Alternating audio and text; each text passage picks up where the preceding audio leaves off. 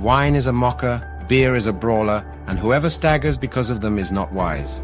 Proverbs 21.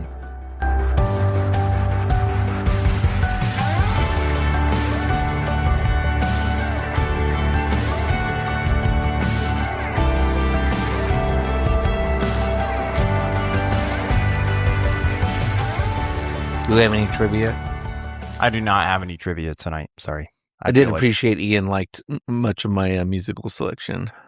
Oh yeah, he's a big fan. He'll. I was like, it'll probably be tomorrow or Thursday or Friday. One of these 3 days, he'll probably walk in with an Alice in Chains shirt on. Okay. I'm trying to think of the other one. He always wears band shirts, but Alice in Chains is one of them. And then I'm trying to think of another one that's. Oh, he'll wear Tool shirts, I think. Oof. Yeah. Oof. So. They're one of those bands that gives me the willies. Yeah. I think it's Tool. Them and something Pony. Anyway, yeah, they're one of those. Oh, and then, what's the other one? Something Circle. Anyway, yeah. They're just like, I really like the music.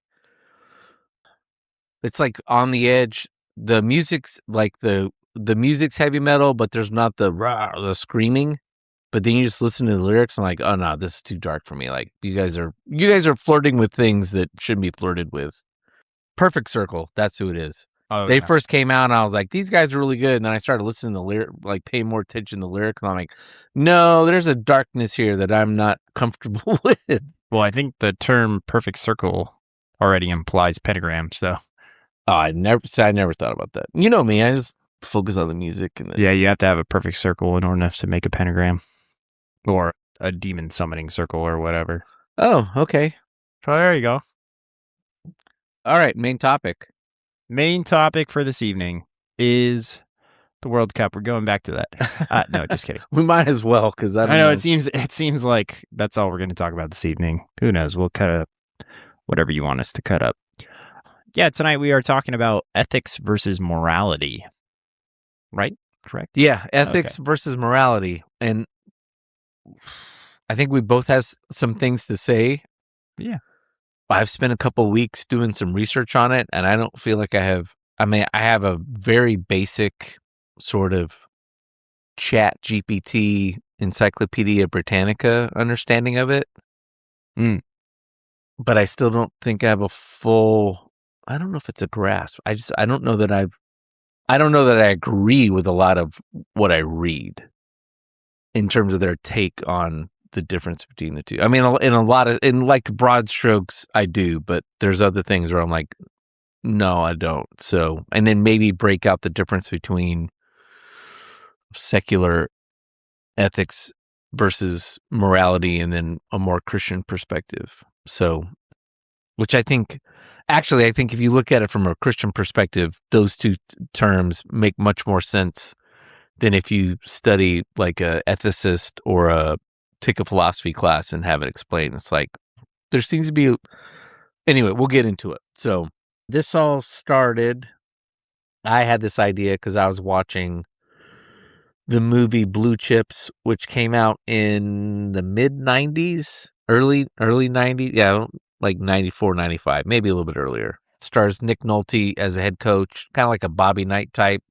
It was, I don't remember how it did at the box office, but it was a big deal when it came out because it had Nick Nolte he's the head coach for, it's basically a UCLA. They made up the name. It's like Western California or something, or West Coast University. But I mean, it's shot at Poly Pavilion. Everything that happens is on the UCLA campus. Colors are similar. It has Bob Knight in it. I think it has Krzyzewski in it. It's got Boeheim from Syracuse. It's got a whole bunch of coaches in it, either as coaches coaching against him in games, or he shows up at a recruiting thing and it's got a bunch of, at the time, famous, if not later Hall of Fame college basketball coaches. The players who are playing in everyone playing as basketball players are actual college basketball players who have graduated. They've either just graduated or they're a year or two out and they haven't quite made the NBA. And when I was going back through, like some of them I'd forgotten, but at the time I would have been like, oh, he played here. But like Mitchell Butler, who'd been at UCLA, he played there. But it's got Shaq in it. It has, Penny Hardaway? No, not Penny Hardaway. Yeah, I think it's got Penny Hardaway. Anyway, it's got a bunch of big time players. A big tall kid who played at Indiana, for real.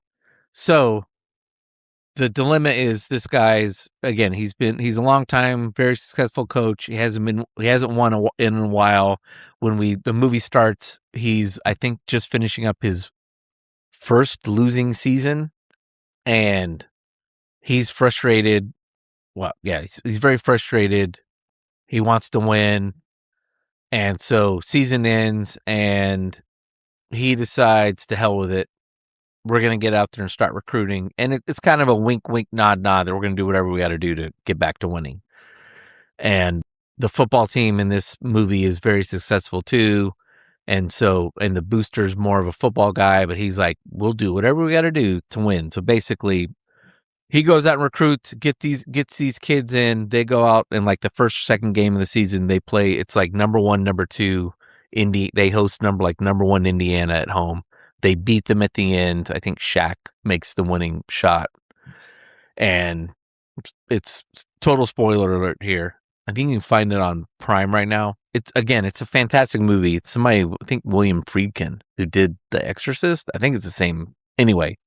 Has a crisis of conscience, comes in after the win and just sees like, no, it's kind of like what we talk about with coaching. Which do I prefer? Do I prefer losing, but with a bunch of kids that I know are busting their ass, giving me everything that they have, put up with all my shit, yelling at them, and they sit here and work, versus these guys who are just here because they're getting paid. And they're just got one foot out the door because they're going to get drafted. And like, I know they're not really giving me everything. That's basically the whole thing. And he just quits. And then he goes out and has a press conference and reveals everything that's happened. And the morality of sort of the morality of it is, because this is the 90s, and anything before late 2000s before, any sort of taking money was seen as morally deplorable. Yeah. And that's what this movie is like. I mean, there's literally, his ex-wife is played by, oh, damn it, I can't remember her name, even though I sat next to her at Apocalypse. I saw when they re-released Apocalypse Now, I sat next to this woman. Damn it. Anyway, she plays the ex-wife, because she can't put up with him being gone all the time and his coach neuroses. She's the Geppetto in this thing of, you're selling I'm done with you. I don't want to talk to you anymore because you've sold your soul.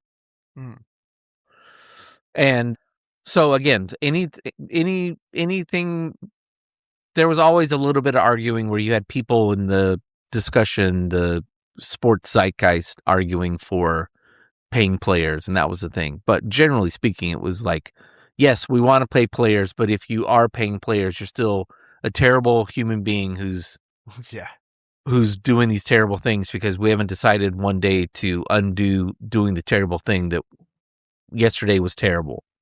I mean, literally the starting quarterback for Ohio State and the head coach, the starting quarterback got kicked out of school, and the head coach lost his job at Ohio State because the kid got free tattoos. That's how insane it was. That was Terrell Pryor, like mid 2000s. Mm. I mean, it destroyed the Ohio State program for like 4, 5, 6 years until Urban Meyer showed up. I mean, it was ridiculous.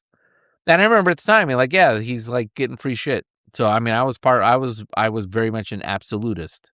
I don't know that I would have said it was a moral crime, but it was like, no, those are the rules. If you didn't like it, don't play college sports. Anyway, it got me thinking, those are ethical violations. And there's so many areas where we treat ethical violations as if they're moral violations. They're moral failures. They're moral sins. And what's the difference? And how do we determine what they are? Because in a lot of ways, we have we have, I mean, if you look at the way, so anyway, what are those lines? How do we know what they are? What are ethics actually? Because I would have, if you'd asked me, I would have said, well, ethics are basically what non-government institutions come up with, what their rules of morality for professionalism are. Now, that is literally how they are as an application.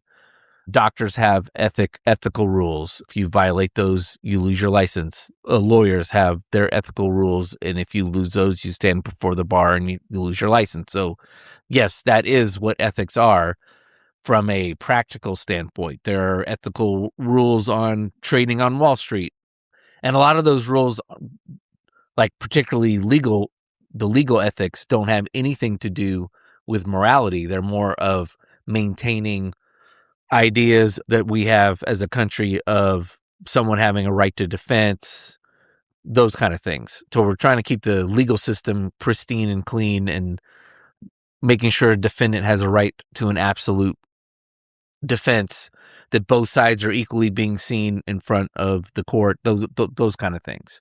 So anyway, so that's my kind of bungled way of setting that up. Yeah. So I'll set up a little bit further. I mean, well, set us up into the conversation. So let's get into the nitty gritty. I'm not a full expert on ethics versus morality within our nation. Tim did some cross-referencing with his research that he did, and so my definition stands up as far as what we've discussed. My definition is what I was taught in college. So I took a couple of different ethics classes. I took business ethics, and I took another ethics class. I don't remember what it was. It might have just been ethics, like a philosophy ethics class instead of a Probably business was. ethics. And the consensus was the same in both classes about what is ethics. And so ethics, so if you've heard both of these terms before, morality is a set of values that an individual holds. I can have a different sense of morality than Tim does, and so those are our individual moralities. You can even have larger group senses of morality, like, well, every society does. So, like, for example, this would be we would probably talk about issues within church, would sit there and say that those are issues of morality. Well, I would say societies, there's basically all of humanity is organized. They're generally speaking, yes, morality is a personal thing that is based on your religious / cultural beliefs. But and I'm doing this because there's going to be people at home like, what are you talking about? Like, it's immoral to murder. So yes, then humanity generally has its list of, I don't know. But it's only immoral to murder because you've been raised in a Christian ethical model. So that's where. So you don't think that's a universal principle? I think that it is because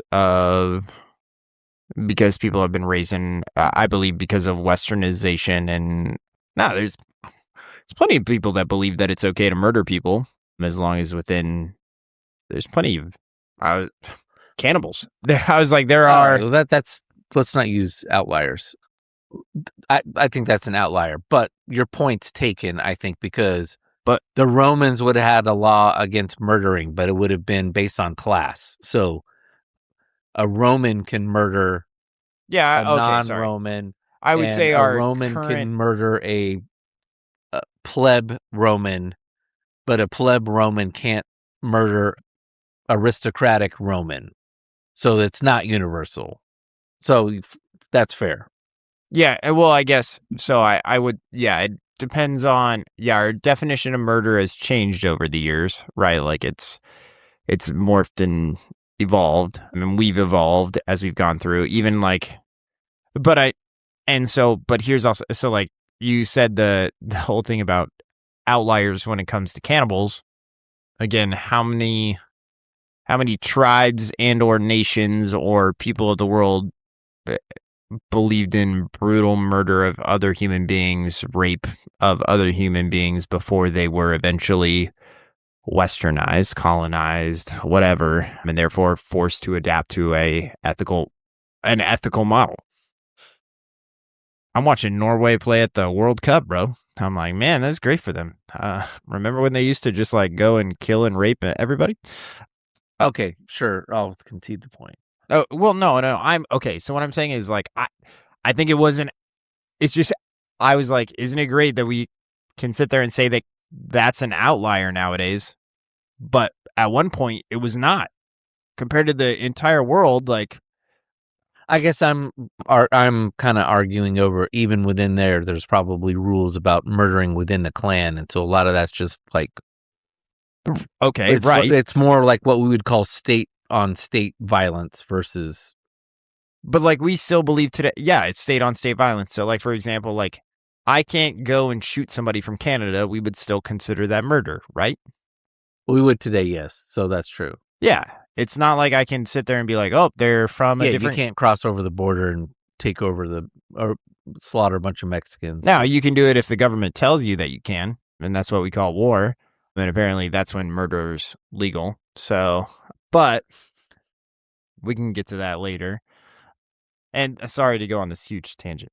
No, this is why it's got to get fleshed out, because you read some of these things, you're like, wait, I don't know if that's true, and then you toss it around, you're like, okay, I guess so.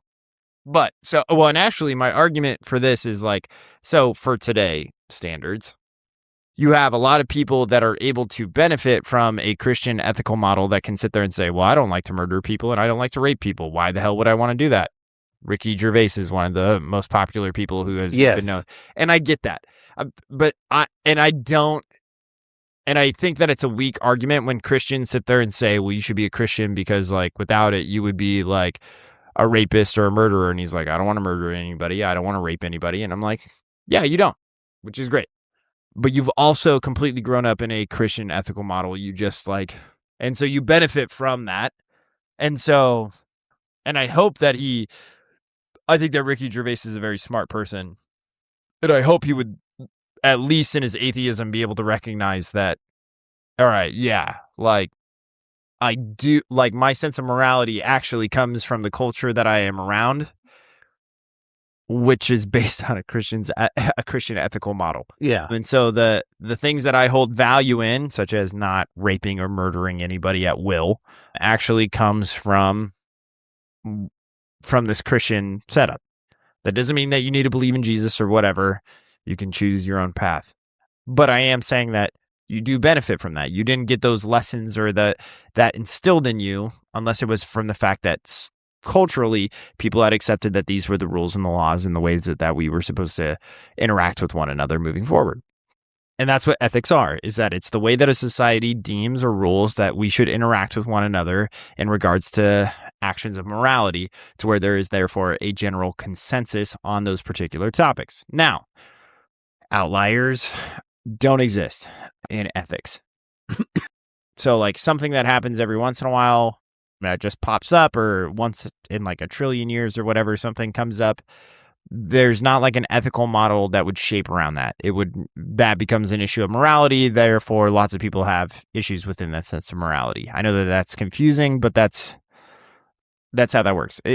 Ethics is based around general practices that you should be able to see consistently and keeping those, and it's not rules either, but civilizations or governments create laws that are therefore influenced by the ethics or that can enforce ethical models. So like, for example, what you were talking about with doctors, lawyers, businesses, if they don't conduct ethically, they can lose licenses, they can be fined, they can go to jail, yeah. Right? Like those are things where, and you're like, well, wait, why shouldn't they? Like if you're an American, monopolization, if you believe in true free market system, monopolies should be allowed to exist.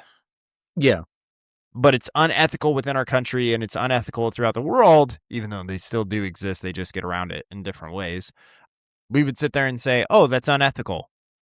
Okay. And then it therefore becomes law and therefore you're able to do fines or whatever. And so you are able to create different laws around these ethics. such as things like murder, stealing. A weird one? Well, it's not a weird one, but it's one that people still hold in. But it still enters legal debates. By the way, is sexual promiscuity. All right, so like, should you be able to? Okay, you're allowed to have sex with anybody you want, but you're not allowed to do it for money. Interesting. Why? Do we have a good enough reason for that? Ethically? Morally? Is it a... That one's fascinating because you can get a room full of feminists, and after about 2 minutes, you can get them screaming and yelling at each other. And I'm not kidding. Like, because you'll have one room half of the room saying like, it's their body, they can do whatever the hell you want. This is just the patriarchy telling me that me using my sexuality is bad, and the other half saying the opposite, like, no, you're just perpetuating the patriarchy and feeding into blah, blah, blah. This is sexploitation and blah, blah, blah, blah, blah. So then, but okay, so like we're not okay with selling your body physically, at least physical contact wise, but you can be a stripper. Yeah. Male or female. Like, again, you can do porn legally. You can profit from having sex with someone as long as someone else is paying to watch it. Yeah. Uh-huh.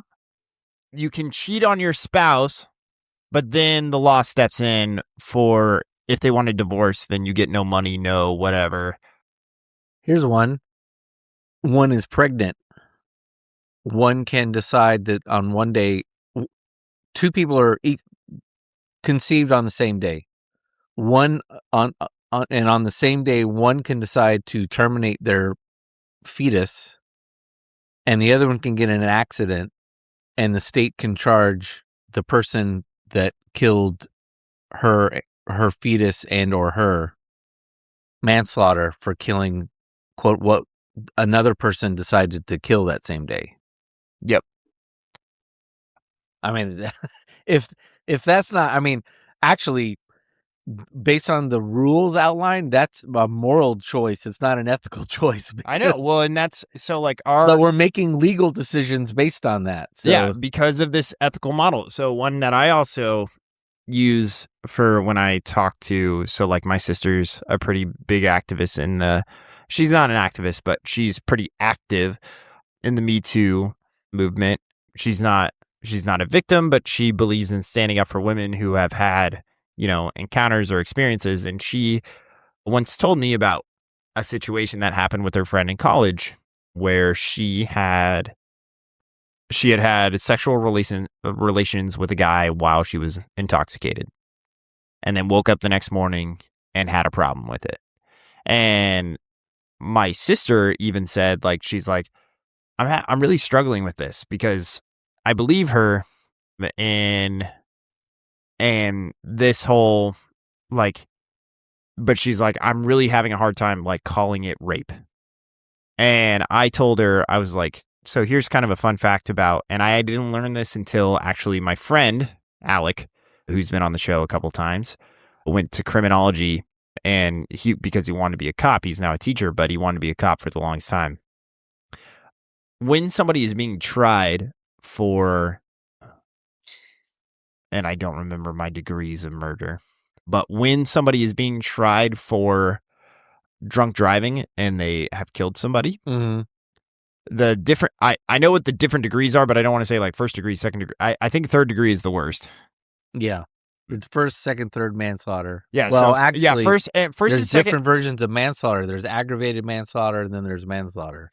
So prosecutors are able to jump from first degree, which is like I accidentally killed the guy, to third degree because you were inebriated. So prosecutors have been able to successfully convict people of meditated murder of somebody, right? Like third degree murder is you're a serial killer. Like you're literally sitting there contemplating. Actually, I think first is the worst, but okay, so first degree, whatever it is, whichever one is that you're a serial killer, they're able to put them on that level because you had the foresight to know that you were consuming alcohol, and therefore, and you did not put up the You did not put up whatever barriers or whatever to not drive. Yeah, you have now forfeited your right to be able to have, and so it was meditated. That's absurd. And that's fine if that's how you feel. But now you have this situation with women where people are like, oh, this is rape. And it's like, all right. And so actually, I have no problem with your argument, but then it's like, okay, so you would actually be more inclined to sit there and say, based off of the argument that I'm trying to present, based off of the ethical model that exists, is you would sit there and say that, okay, you can't be held fully responsible for all your actions while you are under No, the what I would influence. say in the So- in the situation of the sexual one is the female doesn't want to be held responsible for her intoxication, but she wants to hold the male responsible for his intoxication. And in either an ethical or moral situation, that doesn't square. You both have to be responsible. Well, she believes she was taken advantage of because she was intoxicated. She's intoxicated. How does she know? So, I mean, that's some, again, but she doesn't. once you build in that intoxication is then somehow some intent to do harm, which is what the argument is, then you can't have that both ways. It can't be, well, mine was an intent to maybe not do anything, but the male's, I'm just going to assume he started drinking because he wanted to get some. So that's my problem with that. I don't know. So what I was bringing up was, or what I was trying to say when it came to drunk driving was, I explained to my sister where I was like, so if that's the setup where we sit there and say, well, then this is a meditated act, then the girl also has to take responsibility in the same way that a drunk driver currently has to take responsibility. Because we're saying they didn't go out right. intending to get drunk and kill somebody. Nobody was intending for that to happen. Correct. And so you may have sat there and said, I do not intend to go out tonight and get some. I have no intention of that. But you therefore had that foresight to then get intoxicated, and therefore the decisions that you made while you were intoxicated because the meditation is actually the fact that you had the intention to go out and get intoxicated. We're not talking about somebody put a pill in your drink. That's not what we're talking about. We're saying that you had the intention of going out and getting hammered, and in that process, in a social setting where sex is kind of assumed by a healthy percentage of the people, and so therefore you ended up engaging. You and I are agreeing. Yeah. And so, but that's what I'm saying. And so, what I was trying to explain to my sister, and she was like, "Oh wow, that was a really interesting take." And I was like, "I didn't even know that rule existed, where a drunk driver was considered." They automatically put you to meditated murder. That's all a part of the Mothers Against Drunk Driving craze that I think went too far. It was very well intended, and I understand where it came about, but it went way too far.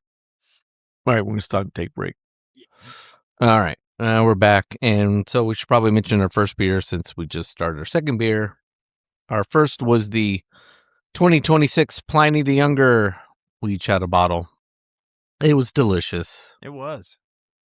As always. It was a couple of months old, but it didn't seem like it. No. It was in the fresh zone. And might as well do beer number 2. So we're moving on for beer number 2. We're going something light since that one was a bit heavy in terms of alcohol. We're doing the Crow and Wolf out of Clovis, California, Pulaski American Lager. This is basically their kind of Coors beer. 4.5%. It's a hell of a can, hell of a logo. Hell of a beer. And a hell of a beer. It's Coors adjacent, but it's a little less sweet. Yeah, it's really good.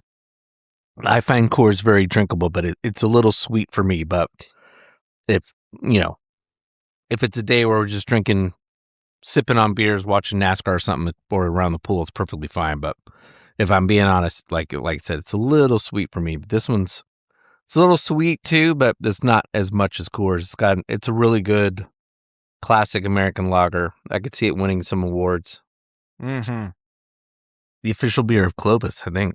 It is the official beer of Clovis. The unofficial beer of Clovis. Yeah, the unofficial beer of Clovis.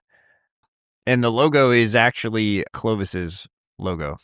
So the Buck and Bronco. Yeah. Buck and Bronco with the star. Yeah, that's Clovis, like if you go anywhere in Clovis, they now have like banners that say "Welcome to Clovis" or whatever, Oh. and that's the symbol for it. So I was in there two, 3 weeks ago, but it was at night, so I didn't see anything. yeah, I actually went through downtown. I haven't been through downtown in a while. Old Town. I really like Clovis. It's funny because it's a town that it's a white suburb town of Fresno. And yet it has, and I mean, like you could sit there and say, oh, well, that's where the white suburb comes from. And I'm like, no. Is it a suburb or just a city that got absorbed by Fresno? Yeah. But it's a suburb. Well, it's now a suburb, but like Irvine is a a suburb of Los Angeles, and like it was just created out of whole cloth as a suburb. So it wasn't that. Well, and what the entire city of Irvine is like what on loan or whatever. What's the? Oh, it was a family who owned the land, and then it's a completely fictitious town. Yeah, everything is rented. Like everybody rents their property. I remember when it was being developed, my parents were interested, and I was like a teenager, and like, what do you think? I was like, I hate this place, and they're like, why? And I said, it's like a suburban. Yeah, somebody was explaining. Planner went wild. That's all. That's all it is. Like it's just one huge. It's a bunch of big malls and a whole bunch of housing developments. It's the worst part of American planning. There's no charm at all. Well, and like if you like modern and that's what you like, good on you. But I despise it. Clovis is defined now as being mostly suburban. Oh, it is now. But I mean, it has its own little cowboy culture. But it has a cowboy culture that's its rodeo, that's at its roots because it was on the outskirts of Fresno, and it's on your way up to where like there are a shit ton of horse ranches that exist right out there on your way out to the foothills. Mm-hmm.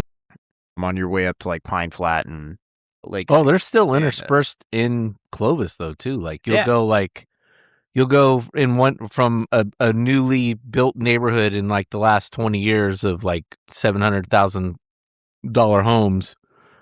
So if you're not from California, we're talking like 2,000 square foot house, 3-bedroom house, $700,000, and all of a sudden, boom, there's a farm still sitting there because they haven't sold. Yep. Man, Clovis Rodeo is still one of the biggest rodeos in the state.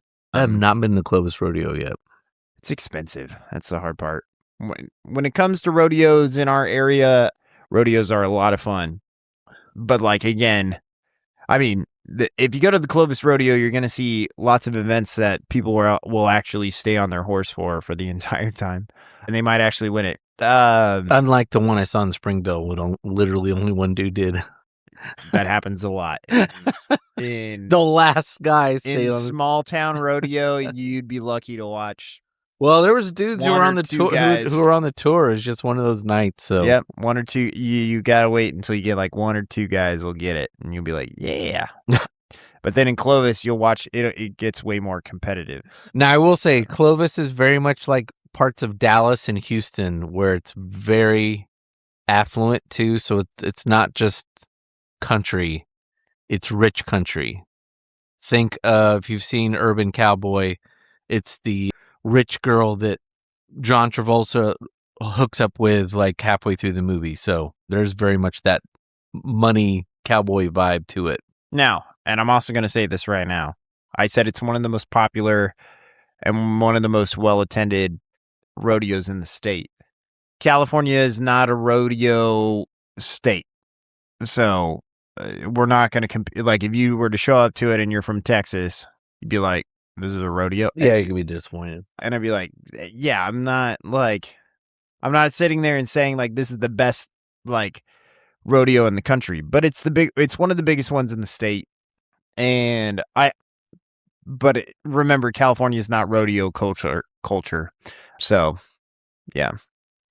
But yeah, so anyways, they do embrace it pretty well over in Clovis, and it's good beer from Crow and Wolf Brewing Company based out of Clovis.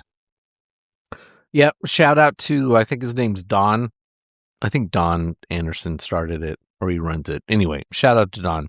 Nice. Your beers aren't our favorite, but I respect the hell out of what you guys have done. So yeah, they have now become well known throughout the state. Yeah. With Actually, I went to Quality Meats, it's the butcher shop sort of in our area. And is that where is that? Yes, I went to Quality Meats to get something, and in front of me, no. I went to Total Wine to get those 2 bottles of Frank August to give his gifts at Sonoma. And in front of me, there was some 20-something girl who just gotten off work. I couldn't tell what kind of work she did. She could have been a nurse. She could have been a waitress. Couldn't tell, but she just gotten off work. She told the clerk in front of me, and she had one of those Crow & Wolf seltzers, 4-pack of them that they are selling the hell out of. So the king of seltzers. Yeah. I wouldn't be able to tell you if they make a good seltzer because I don't drink them, but I've heard they're good. Yeah. Okay. So we were on about ethics. And we mainly got stuck on sexual stuff when it comes to ethics. I just think that one's funny because sex holds high moral value in lots of people, but it's one of the things that it does still have a few ethical laws written around it that are kind of interesting that are like, oh, interesting for the United States anyways, and even around the world where you're just like, oh, so yeah, just kind of a funny thing. So again, it's less restricted than others, but I don't know. It's weird. It's only been about 100 years since women, even in the United States, from a legal standpoint, were seen basically as property. Yeah. So we're still, I don't like a lot of the arguments that are being made by, I wouldn't say just women, by those who are pushing the reimagining of the male-female power balance. But we're in the middle of it, so it stands to reason that, there's going to be arguments like to the one you just made. I would say 4 years ago, like peak Me Too, when Hollywood was basically cannibalizing itself. You had I can't remember that dude's name, the Indian comedian who was on Parks and Rec. Yeah. He wrote an essay in like GQ or one of the big magazines where he just basically, it was one big, like, I apologize for all of the really horrible, terrible things I did as a male when in the dating scene. You're reading it like, dude, that's just being guys. And on one level it was kind of absurd, but it was also like, people are trying to reimagine like what is proper ethical behavior. Yeah. As for men to do. It's funny because even from even the most ardent feminist, their argument kind of comes from, they want to claim that men and women are the same. Even they'll sit there and argue with you physically, but really, when you break down their arguments, like, no, we're the fair sex, you're the more physically imposing sex. Like, I didn't willingly go into this. We were both drinking, but you're more physically imposing, so like you imposed your will. So even in that situation, there's a conceding of the difference of the sexes. And of course, all of this reimagining of the male-female thing, sorry, we're getting off topic from actual ethics and morality, but actually it's kind of part of the discussion. Like, we're in the middle of all that. We're legalizing, and maybe not legalizing, but normalizing continually more drugs and things like that into the conversation. So at the same time, we're being like throwing out standards that society have been built on. We're also like, throw care to the wind. Who cares if you do a little bit of ecstasy? It's just ecstasy among friends. Okay, but I mean, like, you can. And it's like, yeah, that's great until you run across the wrong dude. Well, but okay, so it's ethical. So we'll talk about ethics versus morality. So ethically, it is now okay in the United States to smoke marijuana. That was not for my life growing up. That wasn't. The case. Even for yours. I mean, it's still changed quick. No president has changed it. It's still considered a Schedule I drug. Correct. Yeah, it's up to each president. It's how on the same level as heroin. Yeah. Like which that in of itself is dumb. But we need to adjust the schedules. Maybe keep it illegal, but change the schedule. Make the schedules a little more nuanced. It's now becoming.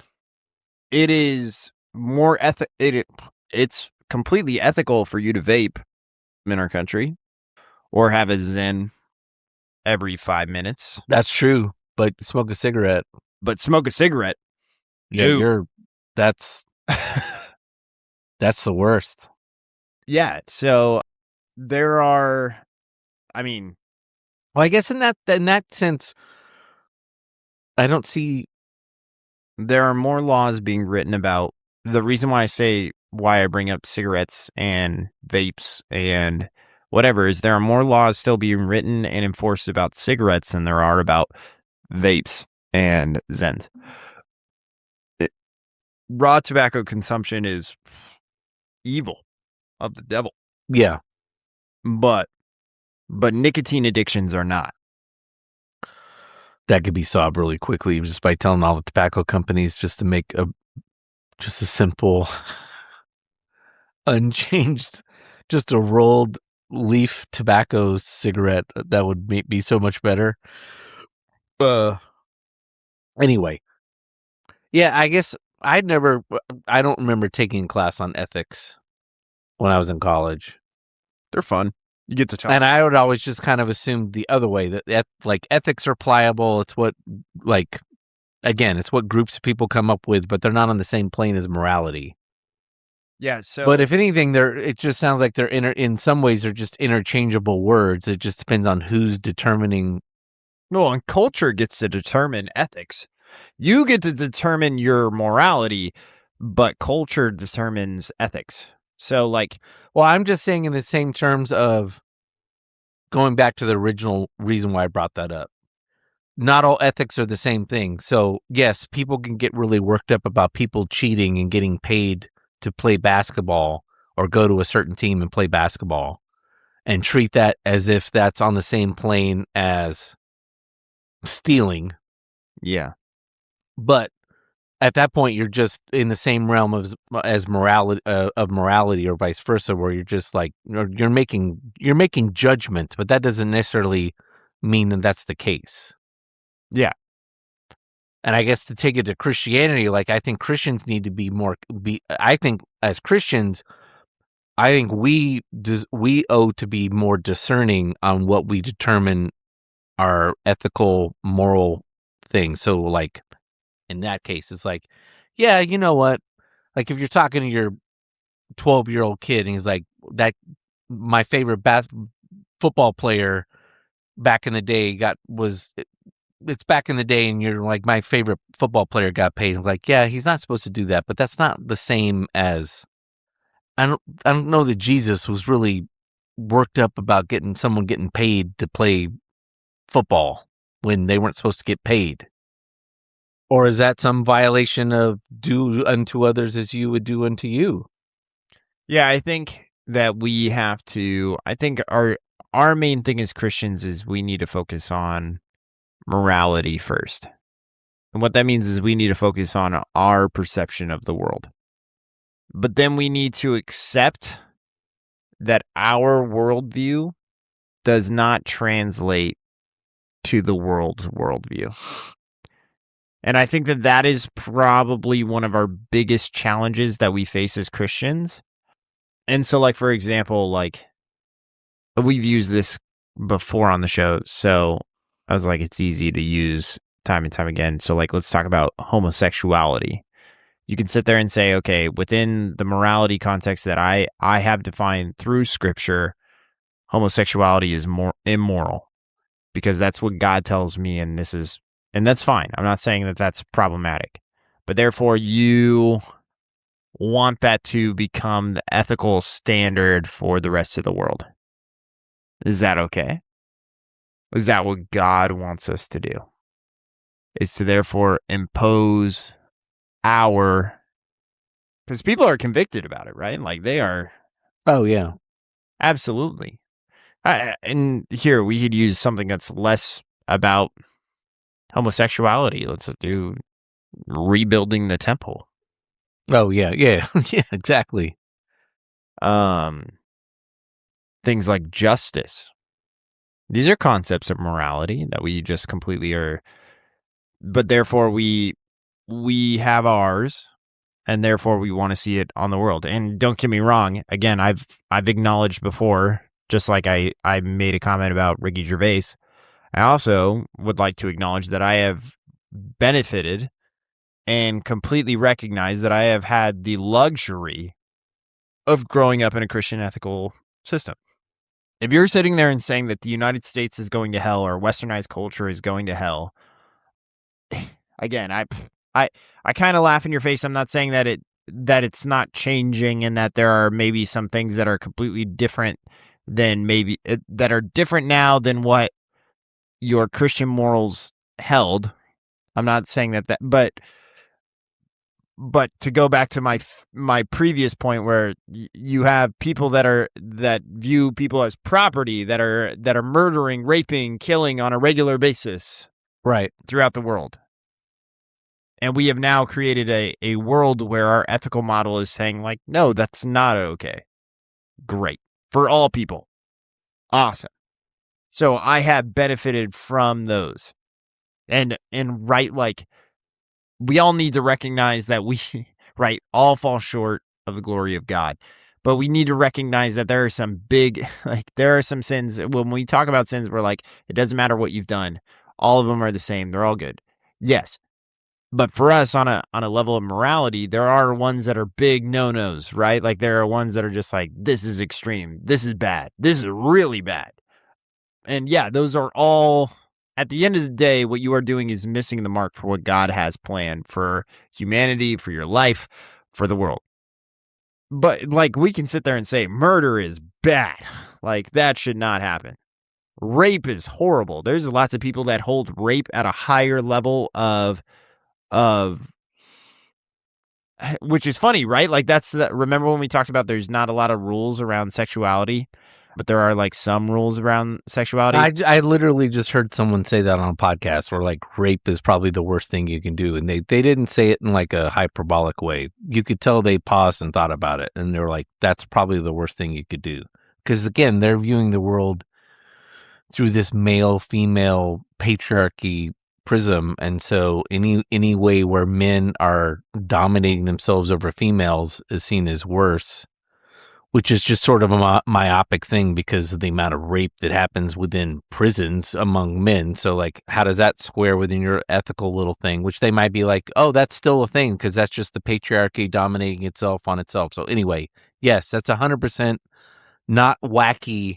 I mean, I think it's morally obtuse, but you're not correct. You're not incorrect to say there's a good number of people who would probably, like, pick rape worse than murder. 100%. There's lots of people that feel that way.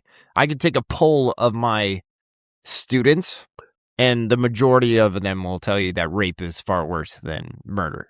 And I don't think that they'll ever change that perception for the rest of their lives. We are okay with murder in our world.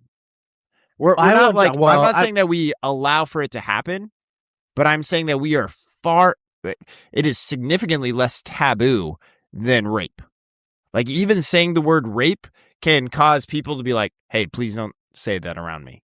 Murder? Oh, that's fair. Murder? Yeah, and no. we are, like, putting aside the opening of this where, yes, we have very nice, gregarious parts of our culture. We are way more violent than most cultures, particularly Western cultures. No Western culture is close to being as violent as we are. And we are a bit cavalier about it. I mean, there are no drama shows there are no drama shows that exist on television that don't revolve around just murder, because murder happens all the time. Modern westernized culture, by the way, is what Tim is getting at. Yeah. Because, like, if you're like, the English murdered, like, blah, blah, blah, blah, blah, and I'll be like, yeah, I got it.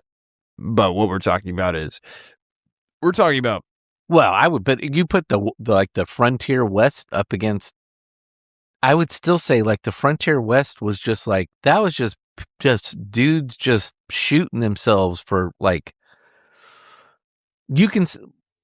Europe was built on Remember, I just read Lonesome Dove, so No, I know. no, I know. And what I'm It's saying just like, is, yeah, yes, Europe had its thing where the aristocrats could get away literally with murder with a peasant.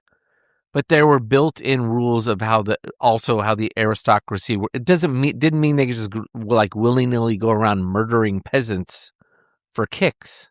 well, but okay, so But like, the American West was like, not only in terms of like you could just go out and murder a dude and get away with it because there wasn't a lot of towns, but also, you ever thought about how many dudes were just hung because one day someone got murdered and they're like, Billy Bob did it, and they convened a jury and the jury all swore, and I don't mean that they like are lying.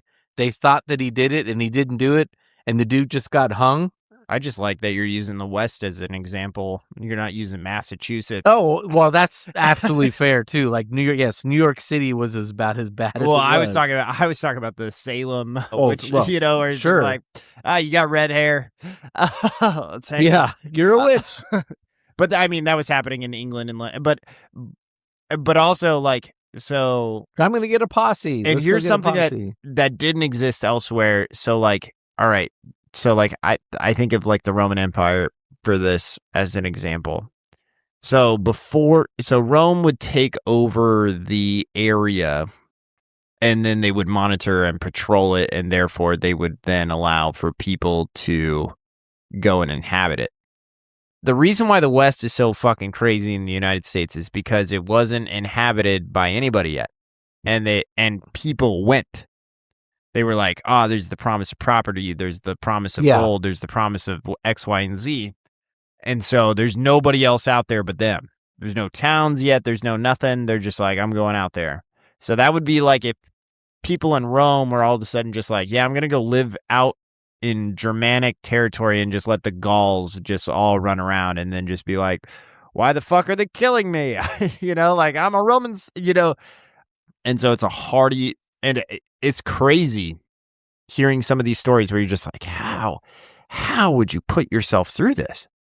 Like how, there's no protection. There's nothing going on, like that's how, like if you think that manifest destiny crept into somebody, like I can't imagine pioneers. Crazy, amazing people built this country. Oh, and that's why we're kind of. That's why we're fucked up in so many ways. Yeah, we're fucked up in a lot of ways, and we are so much less removed from that than everybody else. Yeah. Again, that's where I was like, the timing of that makes. There's a self-selection. Remember, we are only 200 years removed from this. I was like, Norway, you've been 800 years removed from being Vikings. Like, at least. So, like, we are 200 years away. Like, we were killing each other with guns. Like, yeah, you could argue that I would say you could probably argue Silicon Valley is like the modern manifestation of that. Of just like, no, I'm just going to go out and start something in my garage. I'm going to start like any European would have looked at you like, what the hell are you talking about? Because everybody's saying in Europe, they like order. They're not looking to go out and kill bears. They don't want to have anything to do with these red people that you keep talking about. Like, I'm good. I'm going to stay here and I'll sweat out this potato famine or whatever. I'll figure out how to coexist with the Catholics. Well, and that's why all the people who are like, hell with that, I'm going to go out and get mine. I'll move to the United States. And so it's that same sort of mentality that crept into, you know what? To hell with this job. I'm going to go start a computer company in my garage in San Jose. What?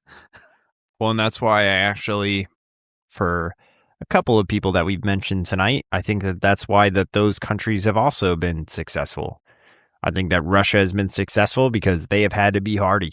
Oh, they've had to be a nation that has had to constantly deal with the violence, and they've turned tragedy into success. Yeah, that's their fuel, their national fuel. China, same way. Yeah, you are a nation that has been found on violence has always been a part of who you are, and not just violence against man. It's violence against nature. Yeah, like, again, same as in the United States, same as in Russia. It is man versus wild out there. Like, I was like, Russians have lots of stories about bears, wolves, whatever. The United States, we got our own shit, you know. China has theirs, and then I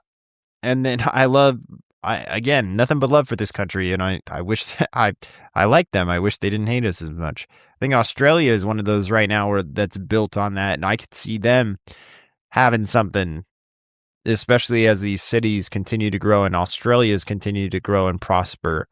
I think Japan was one of those that was a part of this as well. It's one of the reasons why they're also. I'll mention one that's not on the list because I'm still.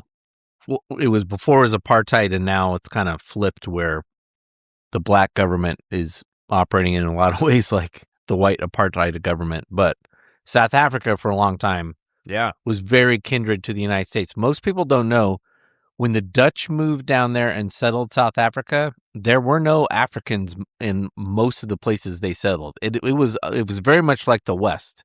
It was unsettled territory for whatever reason. Yeah. And I've read books on South Africa. No one that I've ever read has, because I just like who can come up with the theory why, but most people just assume like, well, it's Africa. Like they moved in like Americans did in some parts and just kicked the Indians out. So they just kicked the black Africans out. Nope. The Dutch moved in down there for some whatever reason, decided they were going to farm and do what they do here and grow cows. And it was largely, and then blacks started moving in as things grew. And then, everything else. But for a long time, South Africa had a very, actually, yes, when we still had the South and the South was the South, there were kindred spirits for multiple reasons, but kind of founded on the same way. Well, and what one like on Japan? When did the United States discover Japan? Which was the first time that it had been discovered since its isolationism. It was like mid-1800s. Yeah, it was like post-Civil War, like right around Civil War, right? Like 1850 maybe? Yeah. So it was and then we discovered it then, and then we just barely started sending people over, like think right after the Civil War. Yeah, so I mean, samurais are badass and everything, but these people are in medieval times. They're in the Iron Age. Yeah. Like that's what we discovered.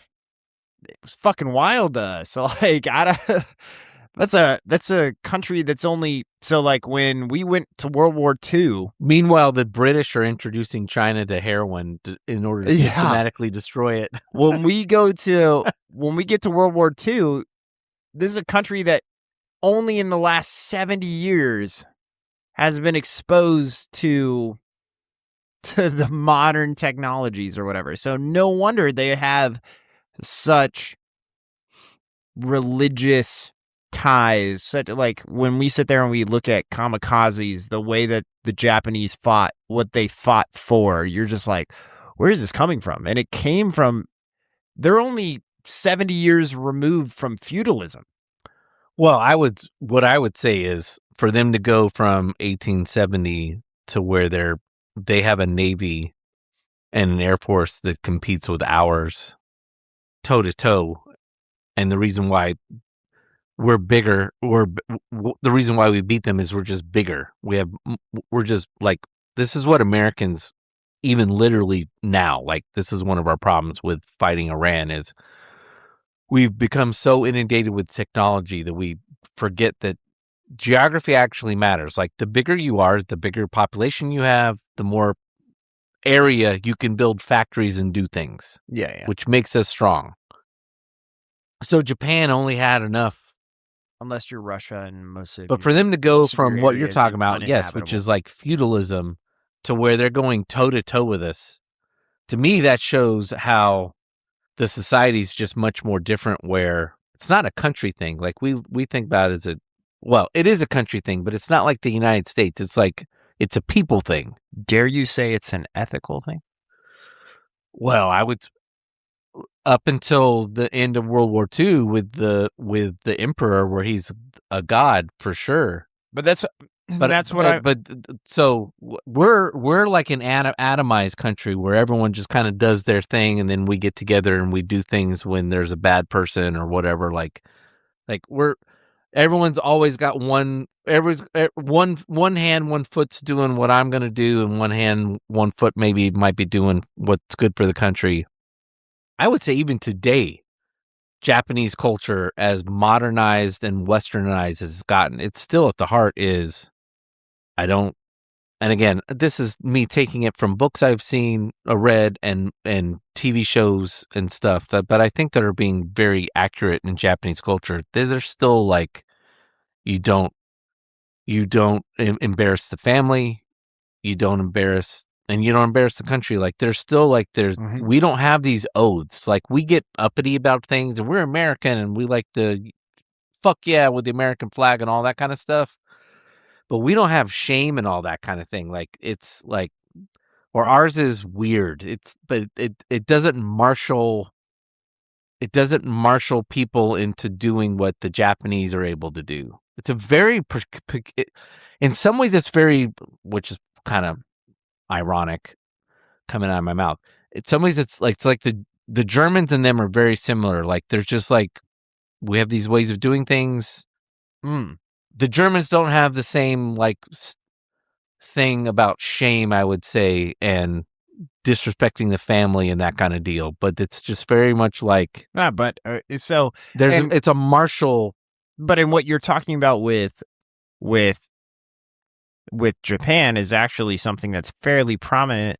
So it's not very common in westernized culture, but it is really common in Eastern culture. Yes. Think about India is very family oriented. That's a huge thing about, you don't dishonor the family, you don't dishonor the country. China, huge on that. South Korea might be more you could probably make your argument if you wish. That's probably the most westernized country in that area.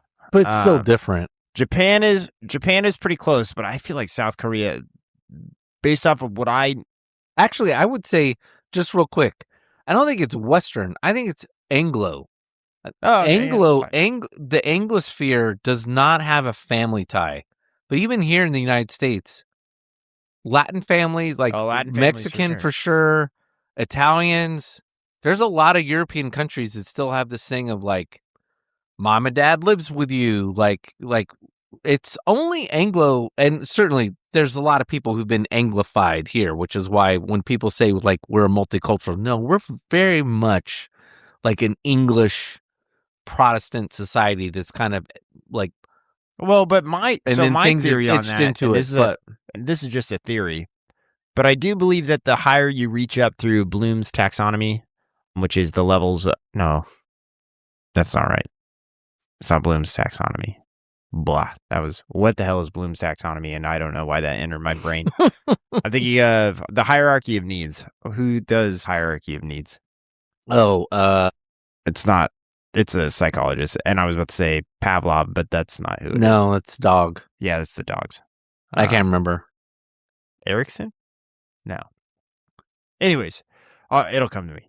You have the hierarchy of needs, where I think that the further you get up towards self-actualization, because that's the pinnacle. Maslow's hierarchy of needs. The higher you get up through the pyramid, you get to self-actualization. I think that the more you get towards self-actualization, the more you become less family-oriented, and you become more nuclear in your family. But that's because your needs are being fulfilled by your own status and your own.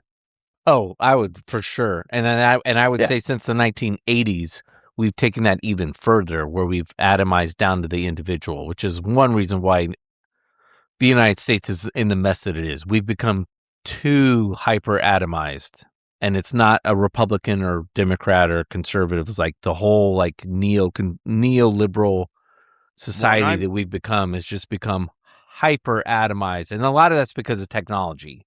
Well, and I mean, like, it's not even like a thought. It wasn't like a philosophical thing. It was just like, no, like the more and more I can drive my own car. I don't have to have more people in it. I can do this on my own. I can blah, blah, blah. And now I have my phone and I can do whatever, and I have to share a line with mom and dad, and I can hold it in my pocket and do whatever. And I can reach out to someone whenever I want to, and I can watch TV, whatever I want to do, and I don't have to rely on watching the same dumb show that dad likes to watch. Like, it's just natural that people just be like, me. I can go buy whatever Yeah, just it's But I mean, like, insane. and so like if we go back to the old West setting, right? Like you have they leave, pioneers leave, they go settle in, I don't know, Kansas, Nebraska, Montana, Texas, whatever. And, mom and pa are raising the kids, but the kids are there until, you know, the boys don't leave. They're working the farm, and then they get the wives, and those come in and help work the farm, and their families are now, like it's the family generational kind of thing. That's how things are going to continue to grow and develop and whatever. And so was fairly family oriented for a time. Yes, there is this like they leave and they go find whatever. But now we have become more self-actualized and we become more nuclear. So if you don't understand what I mean when I say nuclear, the nuclear family is the people that live in your house. So that's you. So like for me in my house, it's my spouse and my 2 kids. And that's nuclear is basically parents and kids. That's Yeah. it. There's no cousins. There's no no grandma, cousins. No, grandpa, I was no like, you uncle. could do There's no like, clan. yeah, I was like, so like for me, and that's pretty true. Like And I by interact. parents and kids, that's parents and dependents. Yes. And the further you get towards self-actualization, I feel like that's where that becomes. And so I think that countries that are more prosperous and are moving towards self-actualization, because it's a money thing, right? Like, because the basic levels are, do you have shelter? Do you have oxygen? Do you have food? That's the base levels. And there are lots of countries out there in the world where that's not commonplace for the people that live within it. And so who do they have to rely on? Their family. The more people that are together, the more they're able to help. And that becomes true. And this is how gangs how gangs exist. Yeah, exactly. That's true. Because around here, I would say guesstimating. I mean, I know of 4 or 5, but I would say the 12 houses around me, roughly, they're Hispanic or Indian Sikhs, and they're multi-generational. But a lot of that's because they bought a big house and it's easier. It's necessity to have that many people living in a house. Yep. And you can even tell it so like, for example, Mexican Americans who are not first, second generation, you'll start seeing them third, fourth generation. They become significantly less family oriented. That's true. As they get through. And I don't think that it's an Anglo. I know you said Anglo, but I was like, I don't I mean, we could sit there and say it's white privilege if you want, which I know you don't want to say, but I'm saying that I won't say that. Yeah, I know, but I'm saying but people could sit there and say, well, that's your white privilege that therefore makes it. No, I think there is something to say about as you become more prosperous, you become more independent of the family environment. I mean, so that's why I think you're seeing Japan, who still holds some of these values, but it's not as much as it once was. Like, we can talk about how huge family was, but I think in that one you could argue a little bit. Again, the geography kind of affects that because you're stuck on an island. You're stuck on an island, and there's not a lot of place to keep building houses and suburbs. Yeah, and Osaka to Tokyo isn't that far, okay? Yeah, so it's like it's in some ways probably like New York's more. What is Japan's size compared to California? It's probably in length the same because it's bigger than you think. Because they're both long, so that's why I went for those. So I would probably say Japan's probably about half to 2/3 actual land mass, and of that is usable land mass. Yeah, is different because they got a couple big mountains and volcanoes, I think, on there. I'm looking it up right now. That's a good question. Yeah, because Japan's bigger than probably most people think. They're like, it's an island or it's a couple island chains. It's actually fairly large, but it's also, it's actually probably similar to California because a lot of California is not arable land and habitable, not even just because we've turned it into state parks. It's just like, it's not really usable. From top to bottom, California is 748 miles long, and Japan is roughly 1,100 miles long. Yeah, so it is a bit longer. So it's about 300 miles more. Oh, that's pretty good size. Yeah. So it's like, and I kind of expected that for a full size. But yes, I do Country, think but that it's like- the Japanese, Asian culture has still, whether you want to call it Anglo or Western, and if it's Western, it's probably Protestantism. Asian culture has still managed to hold on to more of its more ancient societal structures than we have, where we just seem to be just like churning them off. Well, we don't need that anymore. We don't need that anymore. Like, we don't need that anymore. And look, as someone who's got a mother who's now turned 80 and isn't going to be living by herself anymore, that's something I struggle with because, a lot of people just... Shout out super listener Tim's mom.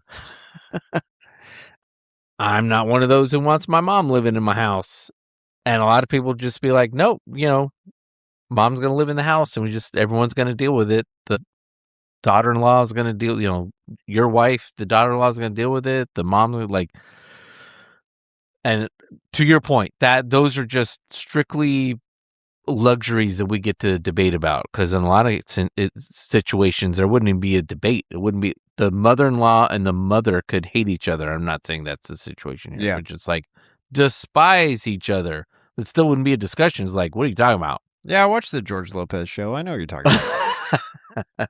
Well, my mom's not a degenerate drunk and a criminal. She could live across the street and you could be Everybody Loves Raymond. Oh, Danika's been watching that a lot when she goes to sleep. And I remember watching that. I didn't watch it when it came out, but I remember watching it like right after it syndicated, I think on TBS. And it was funny. And I know at the time I noticed how toxic the mom was, but listening, because she's got it on like on her iPad when I'm falling asleep, and so I can hear the dialogue and I know who everybody is and I don't need to see what's going on. My God, I forgot how toxic that woman is. Just that's the best dynamic in the whole she show is her so passive aggressively terrible. It's literally the best. That's what makes that show so great, is literally how terrible she is. Because and you have dumbass husband who is just completely like, I don't know. I think there's a lot of people that can relate to. I don't think it's 100% relatable because it's Hollywood at the end of the day. It's all going to be part of this whole, shtick that they're creating. But at the end of the day, I think there's a lot of people that were able to relate to that whole mother-in-law relationship with their spouse and whatnot. So I don't know. I think that it's great. I mean, I think all the characters in that show are hilarious, but yeah, Oh, it's an underrated show. It's 100%. I think it's one that people easily forget about. Just like, well, it was stuck on CBS. Oh yeah, and at the time NBC was killing it with that was like, yeah, I think it was on there at the right around Office. Yeah, I mean, CBS has owned the sitcom space forever. It was after Friends. It was just after Friends. I mean, I didn't watch. What was King of Queens on? Was that on? That CBS was on CBS, yeah, and then I didn't watch the Who's Your Mother? Oh, How I Met Your Mother. How I Met Your Mother. That was after Raymond. But that was also on CBS. It's just kind of like I don't know. Anyway, if you what King of Queens, yeah. But you like Friends, right? Or is it just Danica that really likes Friends? No, I like Friends. If you've seen Friends and you like Friends, then you don't need to watch How I Met Your Mother. They are practically the same show. Lots of similarities, lots about same kind of situations that you find yourself in with your friends, that kind of stuff. I prefer How I Met Your Mother to Friends, but that's because it speaks to me better. I wasn't raised in the 90s. So like that's right. It just became that and Big Bang Theory became that way for a group of people after it kind of ran the thing for a while. And Big Bang Theory was NBC, right? No, but that was CBS. Yeah. CBS actually started to have a good run for a while. So Chuck Lorre came in and he became their king of. Well, and How I Met Your Mother actually like took a dive for a bit, and people were like, "Oh, it's gonna die," and then it had this huge resurgence once Netflix did the streaming, and I think that's actually what saved a lot of CBS shows was Netflix streaming. King of Queens was actually a spinoff from Everybody Loves Raymond too, because Kevin James was a recurring The UPS character. guy. Yeah, I didn't remember that Kevin James was in there. And then there was an episode she was watching a couple weeks ago where.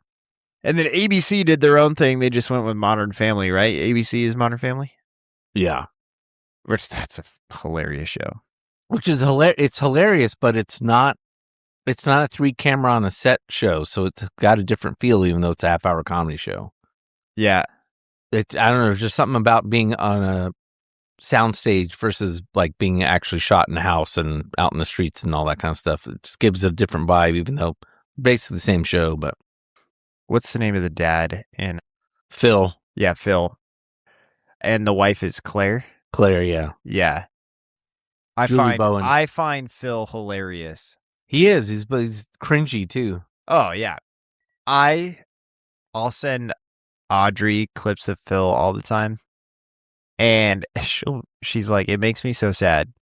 And I'll be like, I was like, why? And she's like, because this is totally you, which means that I'm totally Claire, and that makes me so upset. I don't think of you as Phil. I don't think a lot of my friends view me, but with my relationship with my wife, okay, like that's funny. That show's great. The heavyset gay guy is hilarious. Oh my gosh, that guy's hilarious. I think he's that he played at Kansas State football is funny, and then you gotta love Gloria. Oh yay! Well, actually, those are some of my favorite clips that I'll send Audrey. Is like when Phil is like, staring at her through the glasses. She's like, "Are you staring at Gloria through my glasses?" Or he's like, is it just me or is she moving in slow motion? Phil, and he's like touching her dress, and she's like, she said Phil. Or when Phil is completely oblivious over the fact that people hit on his wife, just has no. Like the friend that comes over. I said that to Audrey, and she's like, yeah, this is totally you. Like, it'd just be like, yeah, come on in. Like, he kissed me on the mouth. Did he use his tongue? So funny. I love it when he starts talking about cheerleading like it's just something normal. He's one of those dads that actually dads should aspire to be, in my opinion. He could be cringy, but it's not like what according to Jim kind of stuff where I'm just going to sit here and drink beer and I want to have sex or whatever. Or is that Jim Belushi? I don't know. That was one of those sitcoms. I think it was Jim Belushi. Was that Jim Belushi's? It sounds like it. It wasn't bad. I found out the other day. I totally thought that The Big Bang Theory was. Oh yeah, it was Jim Belushi with what's her name from? Sorry for this, Courtney Thorne-Smith. Sorry for this sitcom tangent, but I found out the other day that I thought that what's her name from The Big Bang Theory, Penny, Chloe, whatever, is it Chloe? I don't know. No, it's go ahead.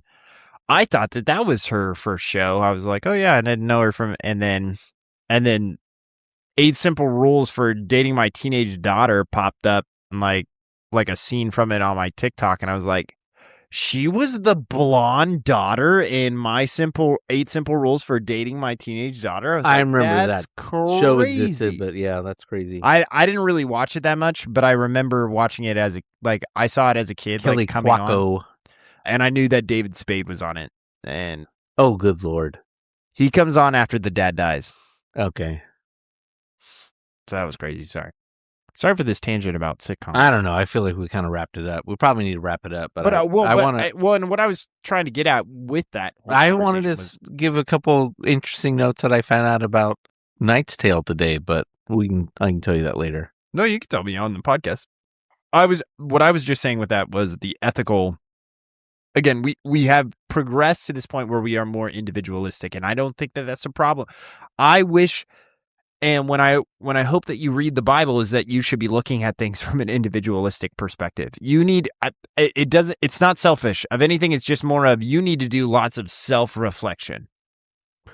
Yes, and one of the things I did read that from a Christian perspective, there seems to be consensus within Christian perspectives of we have morality, and then there are Christian ethics, and what the ethics is our trying to figure out day to day what our morality, what is clearly spelled out as morality in the Bible, how does that apply ethically day to day? Yeah.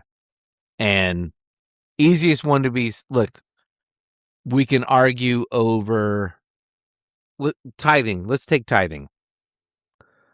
I would say if someone asked me about tithing, I would say there's clearly God wants us to understand that everything that we get, whether it be the crops that we grow from Genesis or the money we make, or everything is essentially provided to us by God, and so God's first in our life, and so we recognize that by giving it to Him first, and so there is some sort of built-in moral code into that.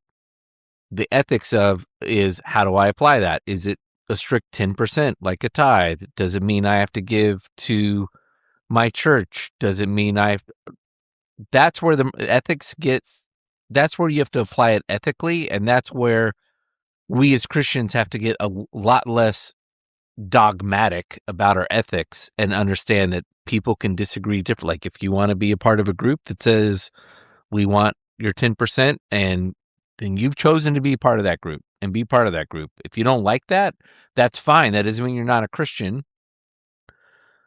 We've mentioned a couple things today about the benefits of living in a Western world, a modern Western society, fully civilized. Well, yes, by historical standards, civilized. You and I have both been honest that our non-violent viewpoint is we are allowed that benefit because of the world we live in. Mm-hmm. We don't live in a world where there's a fairly competent. We live as violent as the United States is. It's much less violent than the world is comparatively. I would say even now in most of the third world, and then certainly over the course of humanity. So for us to be able to, that is an ethical stance we can take with luxury. Yeah. And so again, a lot of we need to be aware where a lot of our positions as Christians is at I'll give a perfect firsthand example. I've told this story probably a couple times already, but it's a good one. I think this illustrates it perfectly. Talking to a guy at neighborhood who was a board member, so he's part of the leadership team there, and he's telling me that how long he'd been at the church and that he'd been there before. The current two pastors before had been there, and was really upset when the pastor who changed things up and basically said, we're going to really just we're going to strip this down to the studs, and we're going to make this a church that just focuses on Jesus. And it caused the church split, and half the church left. And this guy, to his credit, stayed. He didn't agree with it, but he stayed. And he thought it was just like getting a little too loosey-goosey and all that kind of thing. And then his daughter got divorced. And he had to deal with the real world of, I disagree. You and I disagree with violence. I disagree with divorce. You disagree with divorce. But I'm now in the situation where weighing what is going on, why the reason for the divorce, now becomes more of an ethical thing. And he said he had to come to terms with, it's not as clear cut as I thought it was. He didn't mention details, so he didn't mention whether or not like, I think it was his daughter who was who was getting divorced. So she didn't mention whether or not, like, the spouse had cheated or anything like that. And we've spent many episodes talking about how dumb the church's stance on divorce is and how it's been toxic. But I think that's a perfect example of, on so many of the things that we get so uppity about, particularly in the United States, whether it be that or abortion or what, and we end up like cutting our nose off in the process by making ourselves look judgmental, unloving people because we get fixated on this.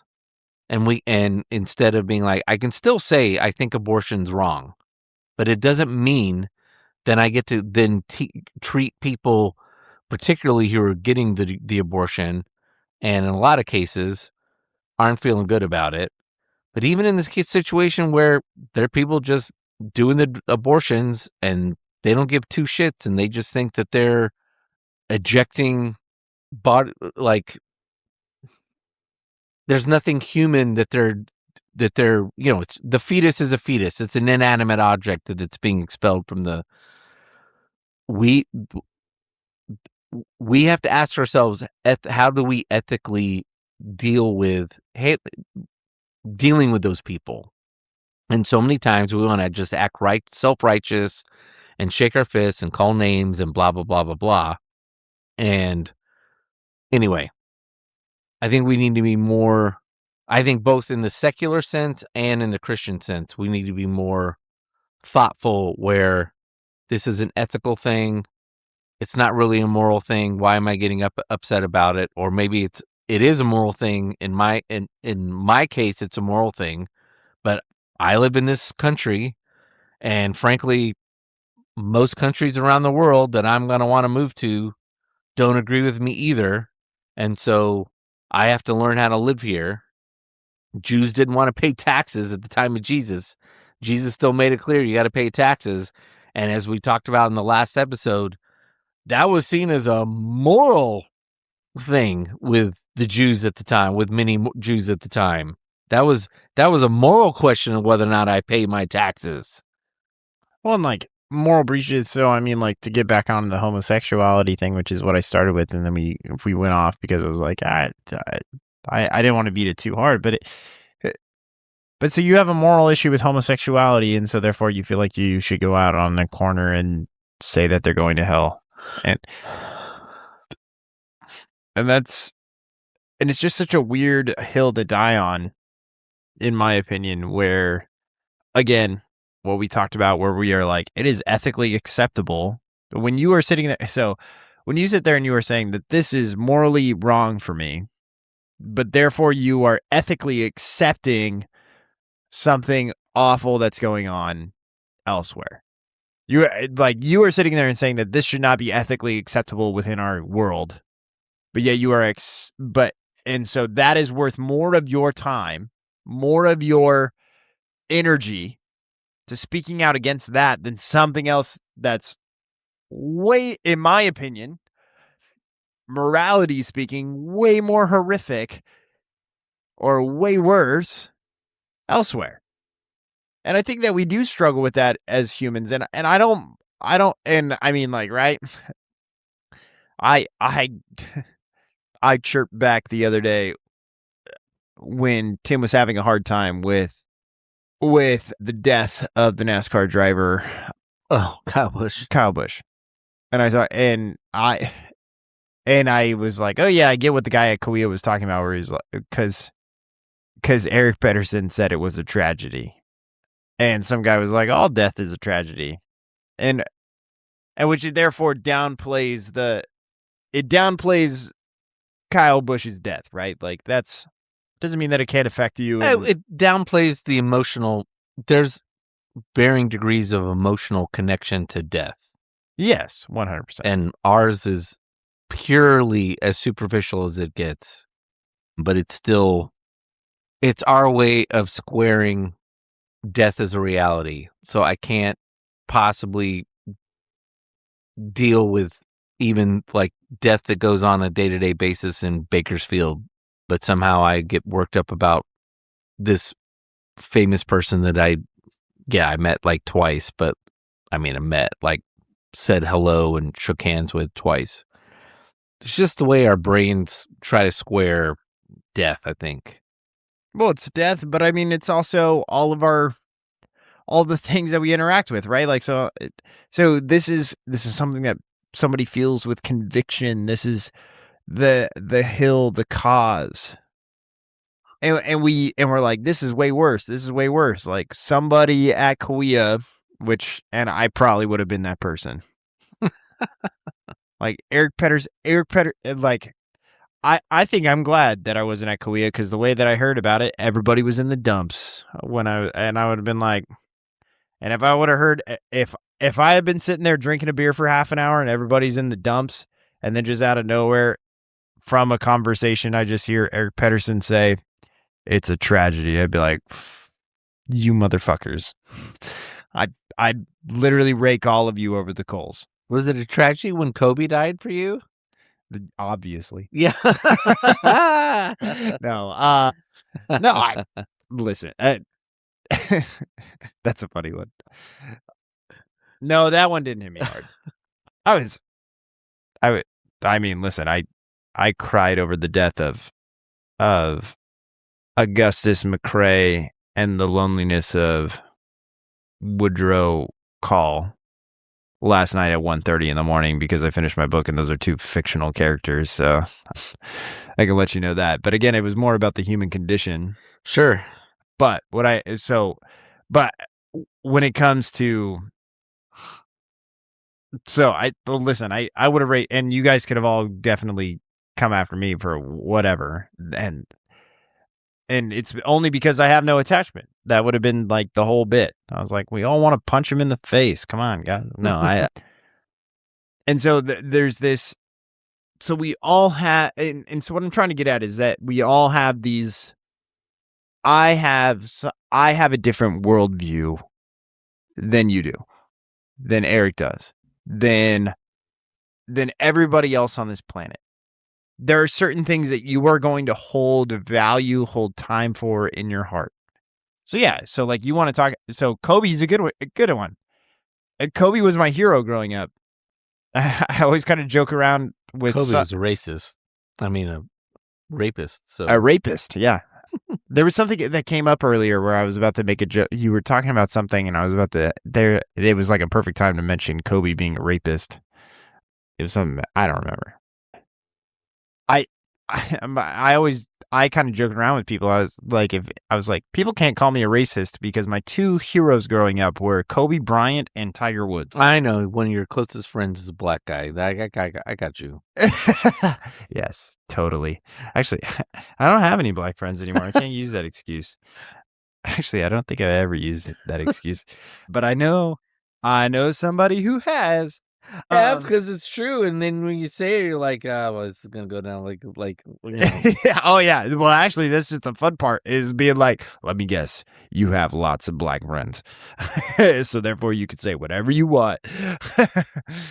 You're like, my in their presence, I can't. My black friend gave me the N card, and I'd be like, no. So I don't. So what I'm saying from that, and this is why I think that Kobe's a good example, is because like if Kobe went down, I'd be the only one who'd be like at Kauai. I'd be like, hey, isn't it sad that that Kobe died? And everybody else at Kauai who doesn't give a rat's ass about basketball or the Lakers or Kobe Bryant would be like, they'd be like, yeah, it was kind of weird that he went down on a helicopter. Like that would be like the only comment that they would have to make, you know, just like if I was at Kauai when we were talking about Kyle Busch, everybody'd be like, yeah, it's a real tragedy or whatever. And I'd be like, yeah, so did he just die from like a cold or like what the hell? I think that added to it. I think that was why such a gut punch. It was like, what did he die of? It's like fucking Attila the Hun dying from a nosebleed. Yeah, yeah. Just like, and at that point, we didn't even know what he died from. And then a couple days later, was this guy's pneumonia. rape murdered everybody in the world, and then sepsis what is it from pneumonia? Like that's a made up thing. How is that possible? Well, and here's actually, so I just finished Lonesome Dove. So spoiler alert for everybody: Gus McCrae he's an ex-Texas Ranger. So the whole premise of the story is there are a bunch of ex-Texas Rangers that are being asked, or that on a whim, Woodrow Call is the captain, and he hears about Montana and that they would be the first cattle drivers up to Montana, and he's actually trying to create a legacy for his son that he doesn't claim as his son. So he's trying to give him something, and there's this kind of like back and forth. It's really convoluted, and so it's really hard. It's a very complex story of with that whole thing, and so I don't want to get distracted by it when I tell this story. But Augustus McCrae is his partner, and they're the heroes, the Rangers of Texas that have been the heroes of Texas. Everybody knows who they are. They hunted down all the Indians. They chased off all the bandits from Mexico. That's who they are. And so now they're going to do a cattle drive all the way up to Montana. And Augustus doesn't want to go. He's like, I want to stay here. I want to stay in Lonesome Dove. Lonesome Dove is a little tiny town right next to the Rio Grande. So they go and they steal a shit ton of cattle from Mexico, which is legal. There's a funny bit about like the son that Woodrow Call doesn't claim because he had him with a whore and doesn't think that he's his, but it's definitely his. His name's Newt. There's a funny bit where they're stealing cattle and horses from Mexico. And he's like, if we were just over the river, the captain would hang me for stealing horses and cattle. But we're stealing horses and cattle. But it's okay because we're in Mexico. And he's like having an existential crisis while he's like trying to herd cattle. And it's pretty funny. But so they go their cattle drive. Lots of things happen along the way. They get to Montana, and Augustus gets shot by 2 Indians and dies of blood poisoning like 5 days later. And it was so heartbreaking because the guy wanted to go out in a blaze of glory, and instead he ends up dying because he gets blood poisoning in his right leg, and they saw it off. And he's okay with the fact that they sawed off the one, but they're like, no, it's infected the other leg. And he's like, nah, you're not taking them both. I'm not letting you take them both. What was it, lead poisoning? Yeah. And so he ends up dying from it. Super sad last couple of... And Augustus's final ask is that he says, and Augustus is known for being an absolute... Well, one, he's the smartest guy in the group. And so a lot of what he's talking about with Call goes over Call's head. Woodrow Call is the cool-headed captain, whatever. And Augustus is the philosopher that's sitting there talking to him about the themes of, like, when he's talking to him, he's talking about something, but he's actually speaking about something else. Where he's the one that's speaking in parables to his partner. And so Call gets frustrated with him all the time. He's like, I don't know what the fuck you're talking about, old man. Like, shut up. They're both old, but they each call each other old and lazy and whatever. And so Augustus, before he dies, he says, I want to be buried in Texas. And they're in Montana after they just spent the last 5 months getting all the way to Montana. And Call says, I'll get you there. And so actually the last 30 pages of the book are like some of the saddest. It's like if you took it. So Call is going and doing his last mission. So he leaves the ranch in Montana that they made, and he goes and he takes, and he just carries a so he takes a buggy and carries a coffin from Montana down to Texas.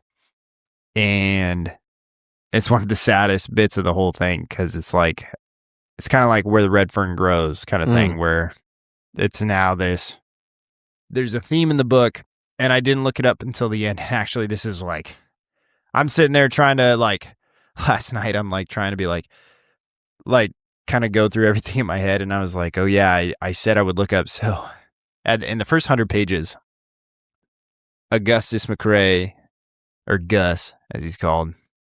And remember, he's the philosopher. So he makes a sign. He's one of those that can actually read and write in the group.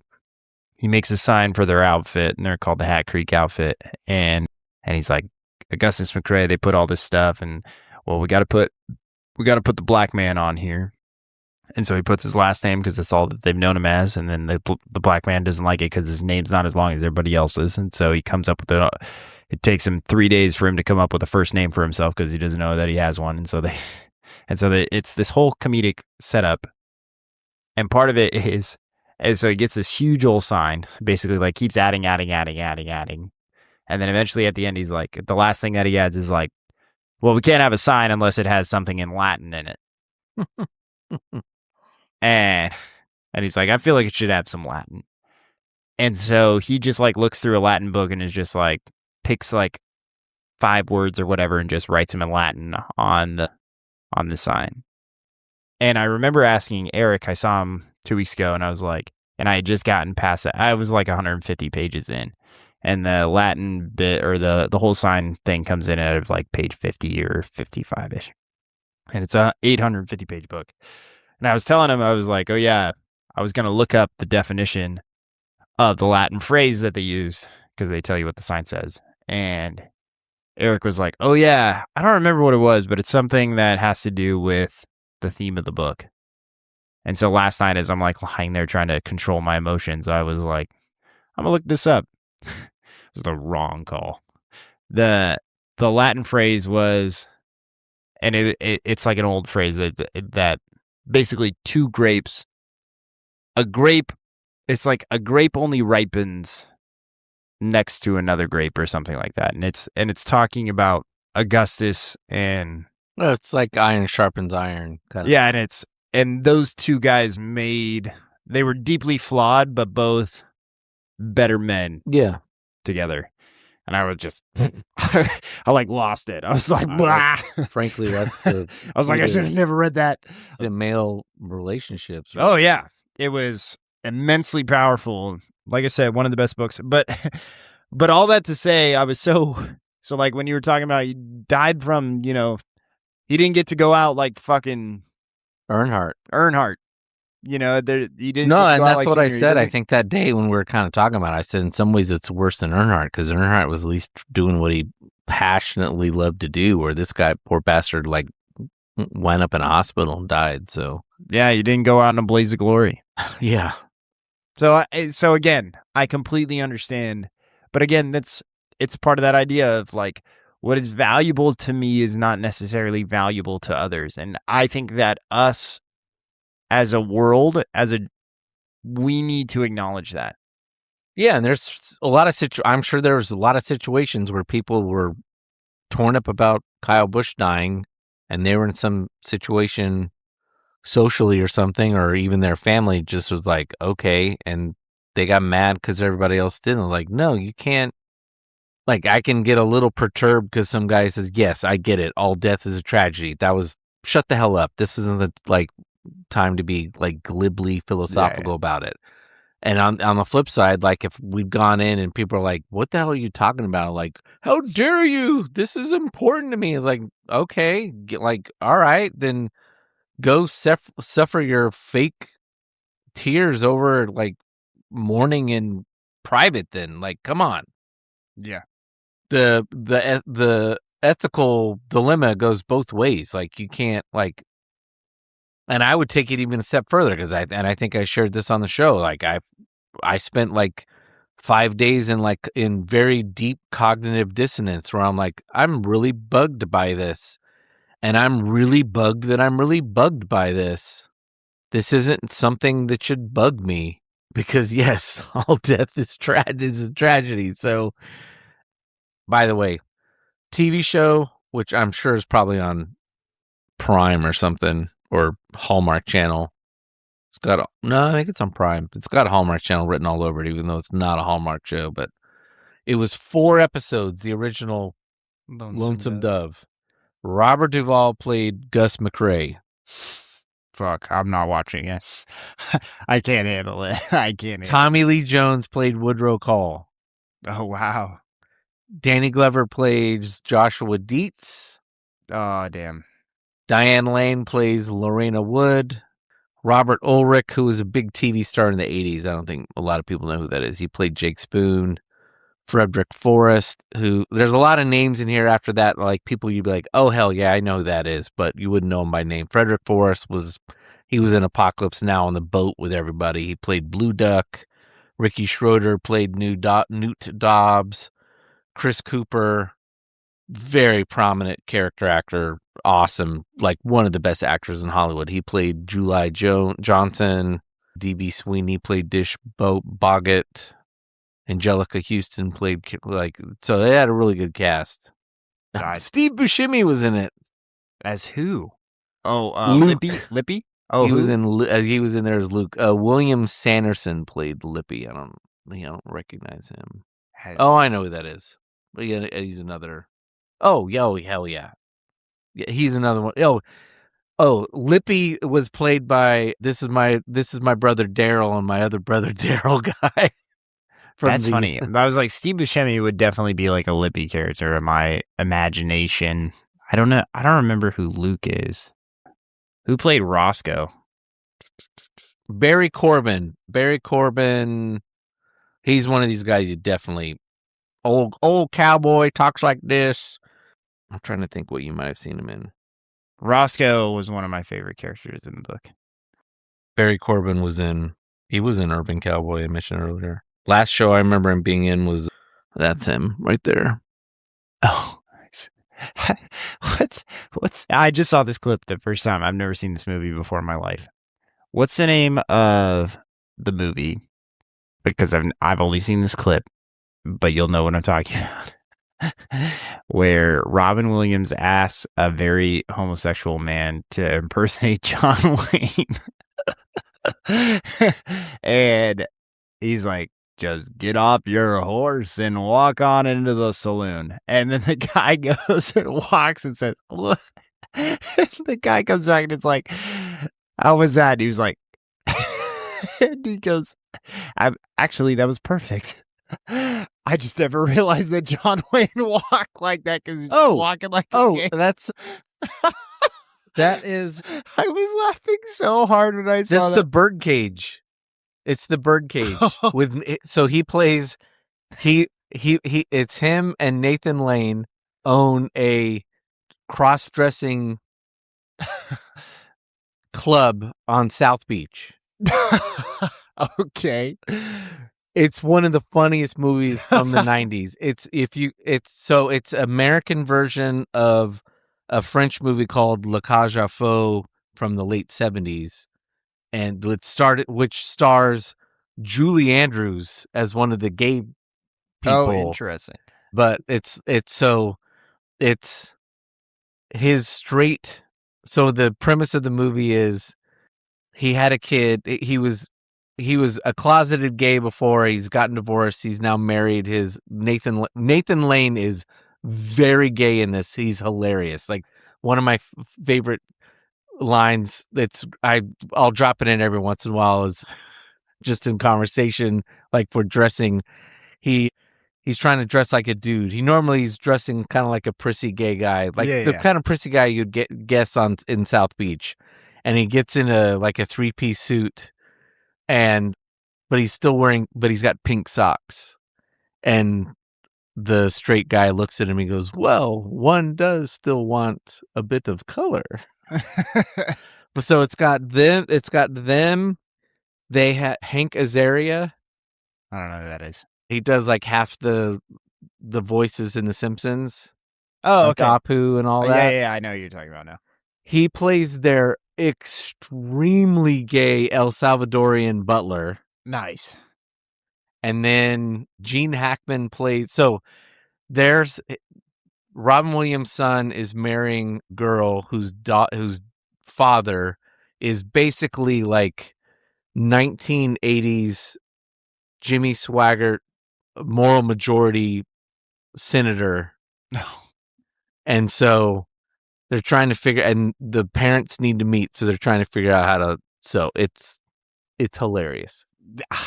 Gene Hackman plays the senator. So I saw that. I saw that clip and I was like, That's the funniest thing I've seen in a long time. Basically, so Actually, that's there was perfect. Robin all throughout the 80s demonstrated he was very good at impersonating gay people. And that's Nice. basically him. Like he'll go in there's moments where he's kind of straight and then he'll just be there's a moment where he's teaching somebody how to the group downstairs is going through their choreography for the night and he's like no this, and then he does this. He does the gay dance. He's like, it's the this and this, the Fosse, the Madonna, like, and he's got the whole hips and it's very gay and It's very what's his name? What's the guy who would do the workouts with all the sweatbands? oh yeah. That's what I'm imagining. Yes. Just Robin Williams is impersonating. If you have not, yes, I would. I'll. What is it on? Birdcage is. I'll watch it about every 2 years. It is so funny. Well, that's speaking of movies. I was like, you have some fun facts about Knight's Tale? Oh yeah, so let's see. Paul Walker was the studio wanted Paul Walker to be in the lead, and the director did not want Paul Walker because he was too American mainstream. And this is actually pre. I think he would have worked in that role, but yeah, I don't know. I don't think he would have been. I think it would have been more. I don't know that he would have had the depth for that role. I don't know. I didn't see enough of him having.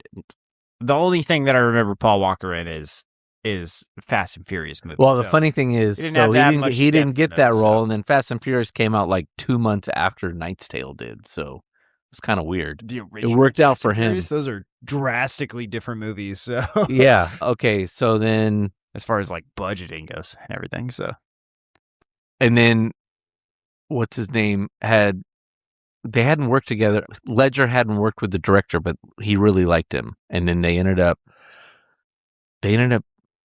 Ledger had a 5-hour layover at LAX on his way back home to Australia, and that's where they met. And he just kind of fed him the script, and apparently he killed it enough. He killed it enough, according to what I read and then saw on YouTube, that like he got a standing ovation at the restaurant that he was at, that they were at LAX. So nice. The Paul Bettany character, also, the director was very adamant that he wanted Paul Bettany. The studio wanted Drew Carey. For Chaucer. For Chaucer, yeah. Interesting. And he kept insisting. Apparently, he's threatened. He said it's either Paul. Like he didn't die on the Ledger Hill. He died on the Bettany Hill, and he said, if I don't get Paul Bettany, I'm out. I'm done. I'm not making this movie. And that's one of the best. They kept balking, so he actually had Paul Bettany showed up in person, and they just went through lines, and he improv'd the opening scene. He improv'd, because it's not in the script. He improv'd the pulling out the thorn out of his toe. And apparently the execs all thought that was hilarious, and that was enough. And so that was that. Plus, listen, British people love male nudity. So, yeah, for sure. Like, it had to be a Brit. Like, I don't know what to tell you. Well, that was the first time I'd ever seen him before. And then after that, he was in, the next thing I saw was Beautiful Mind. And I remember when he was in Beautiful Mind, I was like, oh, yes, this is Chaucer from Knight's Tale. This guy's awesome. Oh, my God. Let's see. Shannon Sossamon, that was her first role in Hollywood. She was discovered at a party put on by Gwyneth Paltrow. She was the friend of the DJ who was DJing Gwyneth's party, and apparently the casting director saw her, which why wouldn't you? I mean, she's very striking features. Yes. And they were like, hey, we're doing a movie. Would you like to do the movie? Or like sit in, and I guess she acted well enough to they're like, you can do that. Female role. Yeah. So her first role was a leading role, which is crazy. Let's see. They were going to use CGI for all of the jousting scenes, but they were looking to go over. They were looking like they were already going over budget. Sony gave them a budget about $60 million. They were going over budget, and one of the prop dudes got a hold of actual jousting, whatever they're called. Anyway, they manipulated them. I've seen video, like they basically just like they take a skill saw and they just barely cut it around the edges so it's not cut in half, but you're basically taking away the strength of the wood. So so there's like basically what the last 2 feet of it is. So they were made of balsa wood, and then at the ends it was balsa wood, but it was encapsulated in the balsa wood was spaghetti and another kind of long pasta, and then chunks of actual real wood, so that when they hit and they splintered, you actually got the effect. And so they went with that instead. So nice. That's awesome. They used 3 or 4 people for all the jousting scenes. 2 of them were actual jousters that they found in France. And then the dude who was in charge of jousting at Excalibur in Vegas. And so he's the one who's doing most of the jousting. And then apparently in the first jousting scene, one of them gets hit. And you'll see it, like the guy goes backward in the stirrups and just kind of like, apparently he got knocked out cold. Oh, wow. And they were worried. They were worried, one, about what state he was until they found out he just got knocked out cold. And then they're worried about like, we've got like 5 more days of this. Maybe this isn't such a good idea. And they didn't have any more issues. So there's that. There's a scene where Irish girl is making his armor and she puts 2 Nike things on there. Well, they went with it. And then after they were done, legal said, that's a copyright. And so they literally went to Phil Knight and showed him the scene from the movie and said, see, it's a Nike swoosh. And the movie's called Knight's Tale. And your name is Knight. See? Isn't that cool? And he was like, you're good. Nice. That's awesome. That's all it took. It's like, okay, you're good. We won't sue you. And then let's see, what was another good one? Oh, the scene where he chases her into the cathedral. Yes, with the horse. That cathedral apparently was costing them like $150,000, $200,000 a day to rent out. I think I've heard this. And they were well over budget at this point. Yeah. And so they rehearsed the hell out of it. What is seen in the movie is one take. They shot it once. They did not reshoot it again. And it's just one continuous take with multiple cameras. Wow. Which is, anytime someone does that, that's great. Because I just like, that's the epitome of acting. Because, so many scenes you can see like someone's talking to someone and you see the back of their head and their head's not, you can see their mouth's not moving with actual, and you're like, oh, come on. The scene where you can just get people for like 2 minutes and the camera's moving and they're just like, that's why stage work is so good. Because there's no like, you flub a line, you just got to work through it. Like you're just going, you're actually like interacting with people. It's not cut, and trying to put together like what works best. So yeah, I did not. So it's one long shot with the dolly and then a couple other cameras around and then it saved them, basically kept them from going over budget. Yeah. And the movie went, and then I guess, I can't remember his name. The funny guy who was also the squire. Can't remember his name. The redhead? Firefly. Yeah. Yeah, I don't know that guy's name. Oh, Alan Tudnik. Apparently his best friend, he was a Juilliard kid. Oh, so he studied, which makes sense because if you know anything about his career, like that guy is very diverse in what he can do. Like he does voiceover, he can be very funny, he can be very serious. He's been in every kind of show, movie. He does really very good impression. Anyway, his best friend at Juilliard had died, like right when they were starting filming, and Ledger showed up like a month before filming started just to check it out. And once he found out how cheap it was, he rented a house. And then everybody who's in the main cast basically all showed up at the same time. So apparently they just spent like a month drinking together and getting to know one another. They did a little bit of horseback training and fighting training. But Tudnik was in a bad state and was drinking heavily. And so Ledger was dating Heather Graham, and she was there with him. And so he had Alan stay with him for the remainder of the shooting so he could like look after him. So, and apparently Tudnik was like, after he had died, told the story about how like he saved him, like how bad his drinking was. And he was only like, Ledger was like 21 when they filmed the movie. He was like, yeah. And so he was talking about how just it was so rare to see someone that emotionally mature to be able to be like, hey, come on in, like, you know, you need to be with people. This isn't a good time to be drinking in the Czech Republic on your own. Yeah. Oh darn. Oh darn, yeah. So, and the movie was budget. They shot it for like $65 million, and it basically made twice. It was like the movie made in the box office. I'm sure that movie's continuing to rake it up, but at the box office, it made 130 million. I love that movie. It was so good. Oh, one more funny thing was there's the first scene. I think it's the first scene where Chaucer gives his pre-fight speech. The one in front of the knights? I think it's the one before sword fighting? No, he doesn't really give one before sword fighting. It's the sword fight. And he gives it, and then there's no response from the crowd.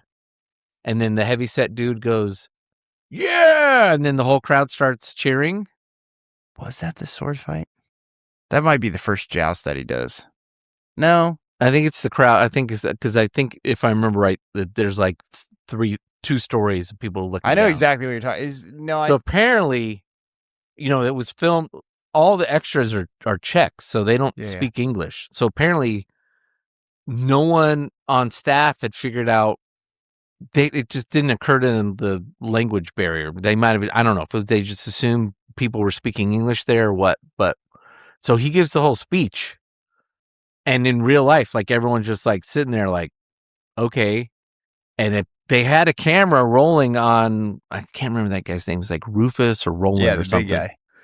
And he, in the moment, improvs, yeah! And then everyone starts cheering, and they went with it. They're like, that's the scene. And then after that scene, and they finished filming that, in every scene, they had signs in Czech that said, like, laugh now.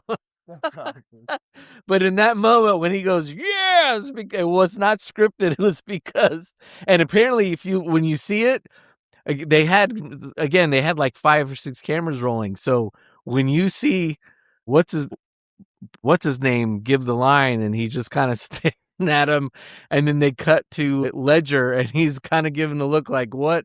Those are all really real. Like, that's awesome. What's going on? It's amazing. All right. Well, we thank you if you've listened through all of this on the Go to Hell podcast. You got to listen to World Cup talk this evening. You got to listen to water polo talk this evening. You got to listen to a brief discussion on ethics and morality. You got to listen to a little bit of Lonesome Dove and a little bit of sitcom talk, as well as Knight's Tale talk. So honestly, we're just trying to give you a little bit of everything. You know? Yeah, that's really the summer. Make sure that our bases are covered. Make sure that we want to make sure that you are well entertained as a part of this. I'm sure we will put in footnotes and say this is the part that you really actually want to listen to. But we thank you for listening to the Go to Hell podcast. Please make sure to like, rate, or review us. We really do appreciate any feedback or comments that we get from friends, family, and anybody out there in the ether that has anything to say about it. Anybody you want to go to hell this evening, Tim? I can't think of anybody. There's probably some about World Cup. Yeah. I don't even have anything for World Cup fans. You know what? Actually, you know what? Germany for beating fucking That was somebody rude. 7-1. It's their for beating fucking what was it? Curacao. For Curacao, you're gonna beat Curacao. Curacao 7-1. Come on, man. You're better than that. That's like, well, maybe you're not.